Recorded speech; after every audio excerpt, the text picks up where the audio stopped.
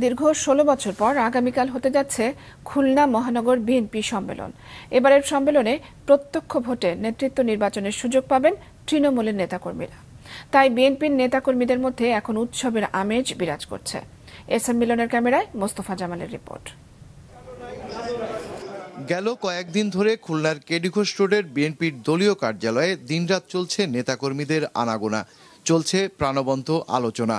আর এই আলোচনার মুখ্য বিষয় ১৬ বছর পরে কারা আসতে যাচ্ছেন নগর বিএনপির নেতৃত্বে।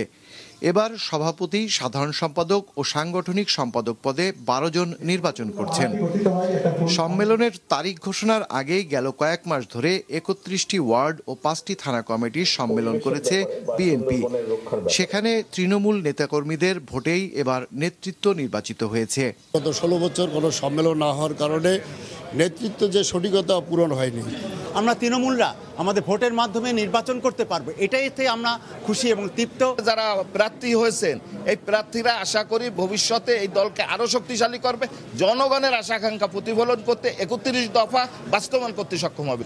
আগামী দিনে যে যোগ্য নেতৃত্ব আসবে তাদেরকে সাথে নিয়ে ইনশাল্লাহ চলবো। প্রত্যক্ষ ভোটের মাধ্যমে দলের মধ্যে গণতান্ত্রিক চর্চার ফলে নেতাকর্মীরা গণতন্ত্র ও অন্যের মতামতের প্রতি আরও শ্রদ্ধাশীল হবে। আমি বিশ্বাস করি এই ভোটের মাধ্যমে যোগ্য, শিক্ষিত, ভদ্র, মার্জিত এবং রাজপথে যারা লড়াই সংগ্রাম করেছে, যাদের ত্যাগের বিনিময়ে বিএনপি আজকে একটি শক্তিশালী সংগঠনে খুলনা মহানগরীতে রূপান্তরিত হচ্ছে, সেটি আগামীকাল প্রতিফলিত হবে ইনশাআল্লাহ। নেতাকর্মীদের যে মনের চাহিদা, তারা কোনোদিন কিন্তু ভোট দিয়ে নেতা নির্বাচন করতে পারে নাই।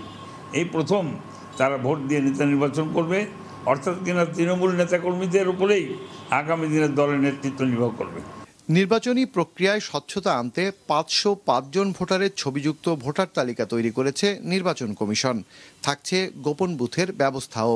সবার সামনে, অর্থাৎ যারা এজেন্ট বা প্রার্থী তাদের সামনেই আমরা এই ভোট গণনা করব এবং সেখানে 3টে ব্যালট পেপার তৈরি হয়েছে।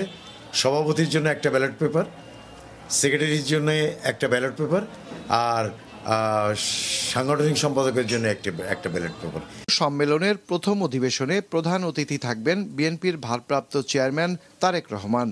দলের নেতাকর্মীদের উদ্দেশ্যে দিক নির্দেশনামূলক বক্তব্য দেবেন দলের মহাসচিব মির্জা ফখরুলও। মোস্তফা জামাল, মাছরাঙা সংবাদ, খুলনা।